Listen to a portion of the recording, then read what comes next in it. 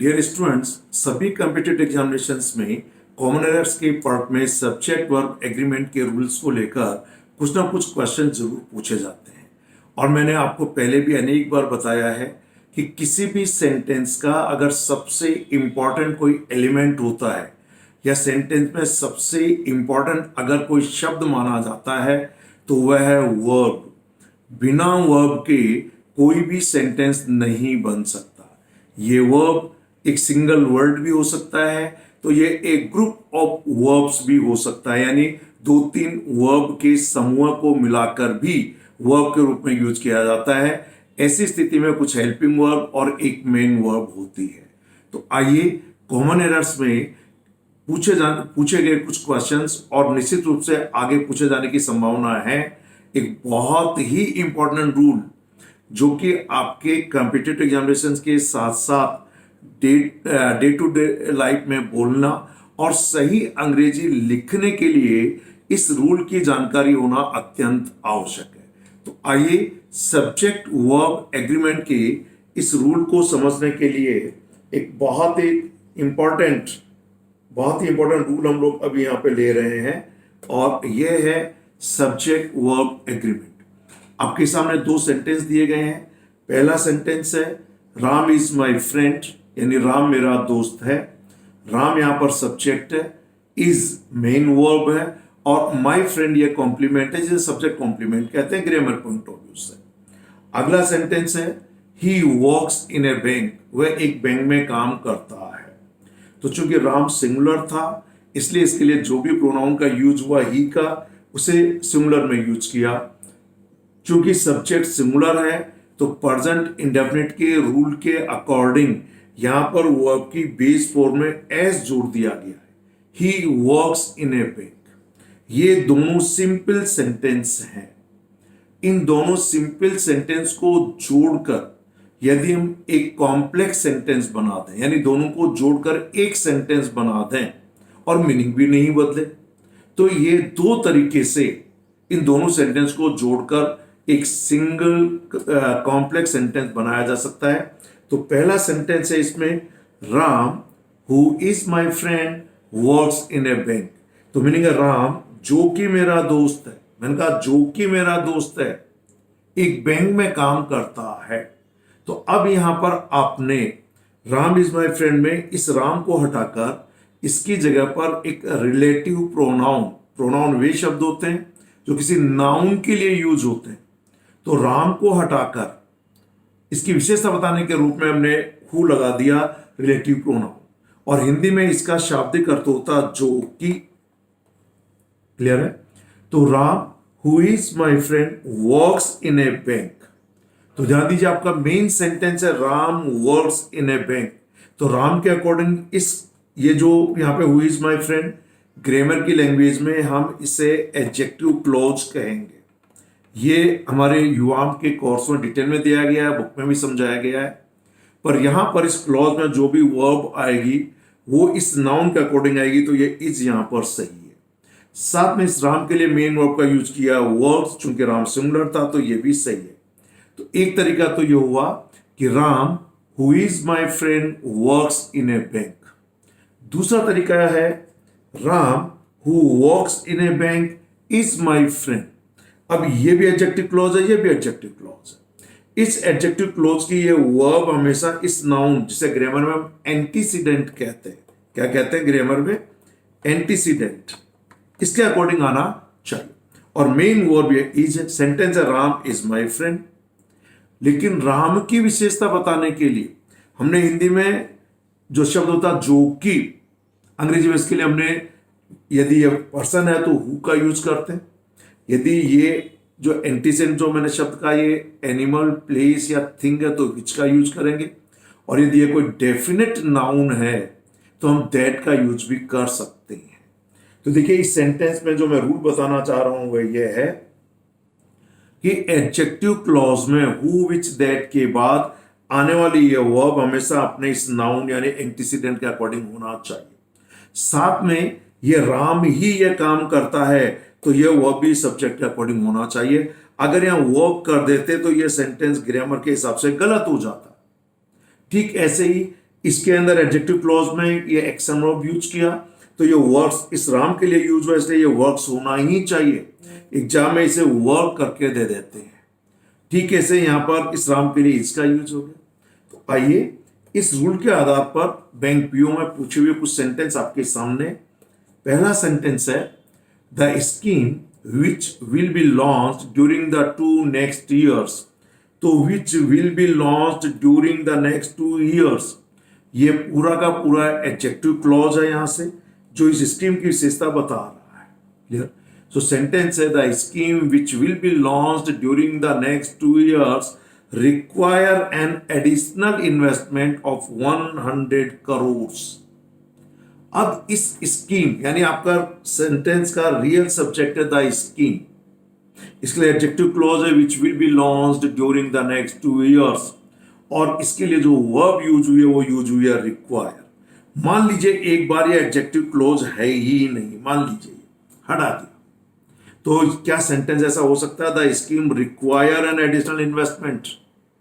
Present indefinite का rule क्या कहता है, प्रेजेंट इंडेफिनिट में यदि सब्जेक्ट सिंगुलर है तो वर्ब में एस ई एस जोड़ेंगे, यदि सब्जेक्ट प्लूरल है तो हम केवल फर्स्ट फॉर्म का यूज करेंगे। स्कीम सिंगुलर है या प्लूरल, तो आप कहेंगे सिंगुलर, तो फिर ये इसमें एस ई एस जोड़ना होगा या नहीं होगा। एज पर रूल इसमें एस जुड़ेगा क्योंकि ये ऑलरेडी ई में एंड हुआ है, तो ये रिक्वायर की जगह ये सेंटेंस होना चाहिए था रिक्वायर्स। क्लियर है? ई के बाद एस लगेगा। बहुत इंपॉर्टेंट रूल है, बैंक पीओ में पहले भी पूछा जा चुका है, आगे भी निश्चित रूप से इस रूल को पूछे जाने के चांस होंगे। ओके, आइए अगला एक सेंटेंस जो अभी एसएससी मेंस में शायद सीजीएल में पूछा गया था ये, और सेंटेंस है, flowers that are just picked, यानी फूल जिन्हें अभी तोड़ा गया है, begins to rot in 15 minutes, 15 minute में खराब होना शुरू हो जाते हैं। क्लियर?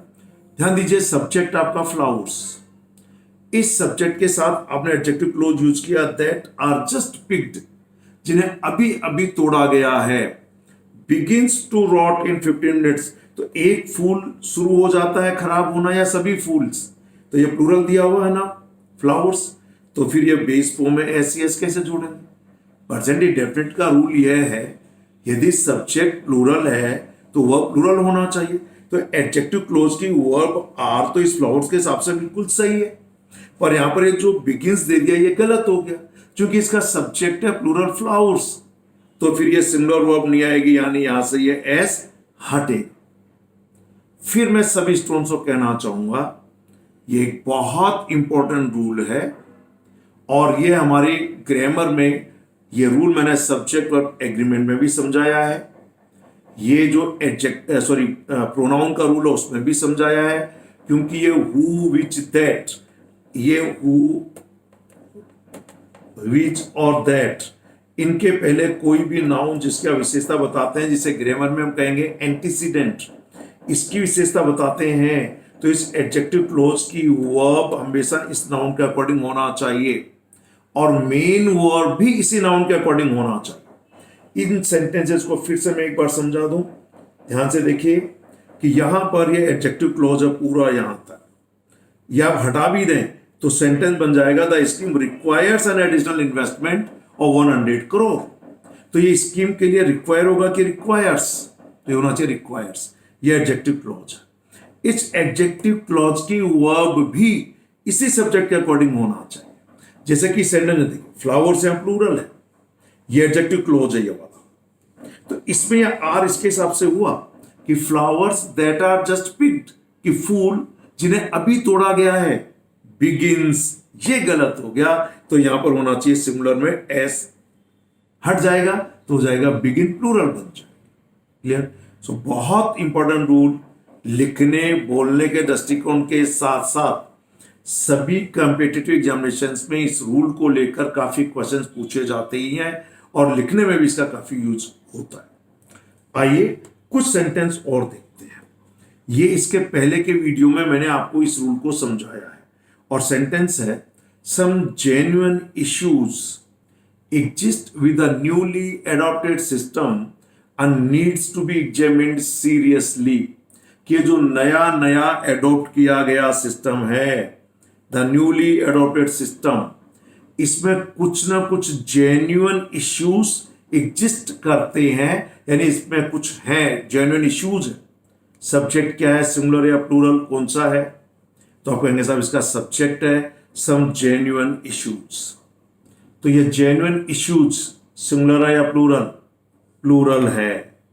तो इसके अकॉर्डिंग यहां पर ये एग्जिस्ट जो वर्ब दिया गया है ये सही है, क्योंकि प्रेजेंट इंडेफिनिट में यदि सब्जेक्ट प्लूरल है तो वर्ब की फर्स्ट फॉर्म का यूज करते हैं, और यदि सब्जेक्ट सिंगुलर है तो एस और ईएस लगाते हैं। साथ में इसी इश्यूज के लिए अगली वर्ब यूज हुई है एंड के बाद नीड्स। जब एग्जिस्ट प्लूरल है तो ये नीड्स जो यूज किया ये भी प्लूरल होना चाहिए था, क्योंकि ये नीड भी इस इश्यूज के लिए यूज हुआ है। क्लियर है? तो यहां पर ये एस ईएस हटेगा। ये रूल मैंने पहले भी समझा दिया है, ये प्रेजेंट इंडेफिनिट का रूल है। आइए अगला rule, just outside my house are a playground for school boys and girls. Sentence को ध्यान से देखिएगा। आपके सेंटेंस की शुरुआत हुई है एक एडवर्ब से। क्लियर है? सेंटेंस ये सब्जेक्ट नहीं है, just my outside my house ये सब्जेक्ट नहीं है। यहां पर एक सेंटेंस को लिखने का एक अच्छा और एडवांस लेवल स्ट्रक्चर है। यहां रियल सब्जेक्ट है ए प्ले ग्राउंड। मान लीजिए मैं यूं कहूं कि मेरे घर के बाहर स्कूल के बॉयज और गर्ल्स के लिए एक प्ले ग्राउंड है। तो प्ले ग्राउंड कितने हैं? एक। तो मुझे कहना चाहिए there is a playground just outside my house for school boys and girls. तो आपने देयर इज कहेंगे क्योंकि ये a playground real subject है। या यूं भी कह सकते हैं a playground is there just outside my house for school boys and girls. तो रियल सब्जेक्ट है ए प्ले ग्राउंड। तो ये जो वर्ब है ये आर ये प्ले ग्राउंड के अकॉर्डिंग होना चाहिए। तो ये आर नहीं होगा, ये इज होना चाहिए। यह सब्जेक्ट आपका बॉयज और गर्ल्स नहीं है। क्लियर? ये सेंटेंस को लिखने बोलने का एक बहुत अच्छा सेंटेंस स्ट्रक्चर है। जब आप ऐसे या लेटर लिखते हैं तो सेंटेंसेस को लिखने की अलग अलग वैरायटी देने के लिए आप इस रूल को अडॉप्ट कर सकते हैं कि आप कभी कभी आप किसी एडवर्ब ऑफ प्लेस से, जगह बताने वाला एडवर्ब है, इससे भी सेंटेंस की शुरुआत कर सकते हैं और फिर वर्ब आएगा और उसके बाद सब्जेक्ट आएगा। क्लियर? तो यहां रियल सब्जेक्ट है ए प्लेग्राउंड, तो यहां पर आर नहीं होगा, यहां होना चाहिए इज। क्लियर? आइए नेक्स्ट। अब एक बहुत इंपॉर्टेंट रूल मैं आप लोगों को बताऊं। मैंने आप लोगों को जब एक वर्ब का चैप्टर करवाया था, देखिए यहां पर मैं इसको शुरुआत में आपको एक बार ले चलूंगा, ब्लैंक पेज है तो हाँ चलिए यहां पे समझा देता हूं। एक रूल मैं आप लोगों को यह बताना चाह रहा हूं, सभी स्टूडेंट ध्यान दीजिएगा। क्लियर? हम वर्ब की आईएनजी फॉर्म को ध्यान से समझेंगे सभी स्टूडेंट्स। वर्ब की आईएनजी फॉर्म, इसके दो यूज हैं। पहला है यदि ये वर्ब की आईएनजी फॉर्म वर्ब के साथ साथ एडजेक्टिव का काम करे तो इसे हम लोग पार्टिसिपल कहते हैं, और पार्टिसिपल में भी हम इसे बोलेंगे प्रेजेंट पार्टिसिपल। ध्यान दीजिएगा, प्रेजेंट पार्टिसिपल यानी एडजेक्टिव का काम कर, जैसे मुस्कुराते हुए चेहरे तो बोलेंगे स्माइलिंग फेस, कामकाजी महिलाएं वर्किंग वुमेन, गाड़ी खड़ी करने की जगह पार्किंग प्लेस, बदलता हुआ सिनेरियो तो चेंजिंग सिनेरियो, तो एडजेक्टिव है। तो यदि आईएनजी फॉर्म वर्ब के साथ साथ एडजेक्टिव का काम करे तो इस आईएनजी फॉर्म को प्रेजेंट पार्टिसिपल कहते हैं। पर यदि वही वर्ब की आईएनजी फॉर्म वर्ब के साथ साथ नाउन का काम करे, और नाउन जनरली सेंटेंस में या तो सब्जेक्ट होता है या ऑब्जेक्ट होता है या किसी प्रीपोजिशन के बाद आता है, ठीक, तो फिर हम इसे ग्रामर में जेरंड कहते हैं। क्या कहते हैं? जेरंड। तो आगे से यदि आपसे कोई डेफिनेशन पूछे कि पार्टिसिपल क्या होते हैं और जेरंड क्या होता है, तो आपका जवाब होना चाहिए वर्ब की कोई form, third form and ING form, verb के साथ साथ एडजेक्टिव का काम करे तो इसे हम पार्टिसिपल कहते हैं। लेकिन यदि वर्ब की आईएनजी फॉर्म वर्ब के साथ साथ नाउन का काम करे तो इसे जेरंड कहते हैं। क्लियर है? अब मैं आपको इस जेरंड के कुछ एग्जांपल बता रहा हूं। मान लीजिए मैंने कहा smoking is injurious to health, तो देखिए मैंने यहां पर यूज किया इज। स्मोकिंग इज इंजूरियस, तो आपका सेंटेंस का सब्जेक्ट है स्मोकिंग, या इसी सेंटेंस को मैं ये कह सकता हूं I hate smoking. I hate smoking, तो ये हेट का ऑब्जेक्ट है। यहां पर स्मोकिंग यहां पर सब्जेक्ट है, ये भी नाउन है, और यहां पर ये स्मोकिंग ऑब्जेक्ट है, ये भी नाउन है। क्लियर है? तो यहां पर जो दोनों है ये नाउन है और ये जेरंड का काम करता है। जैसे मान लीजिए मैंने आपसे कहा किताबें पढ़ना अच्छी आदत है, तो सेंटेंस क्या बनेगा? Reading books is a good habit. अब आप सभी स्टूडेंट्स को ध्यान से देखिए इस सेंटेंस को। Reading books is a good habit, यहां पर रीडिंग चूंकि वर्ब भी है और यहां पर ये सब्जेक्ट यानी जेरंड का काम कर रहा है, पर इसका नेचर से ये वर्ब भी है। तो जो वर्ब देखें तो इसमें इसके ऑब्जेक्ट के रूप में प्लूरल नाउन आ गया बुक्स। तो अब यहां पर कि reading books is a good habit, यहां आपका रियल सब्जेक्ट ये रीडिंग है, ना कि बुक्स। अगर यहां आर लिख दिया तो कुछ लोगों को लगता है कि यार ये बुक्स प्लूरल है, कहीं सब्जेक्ट बुक्स तो नहीं है, लेकिन ये बुक्स सब्जेक्ट नहीं है।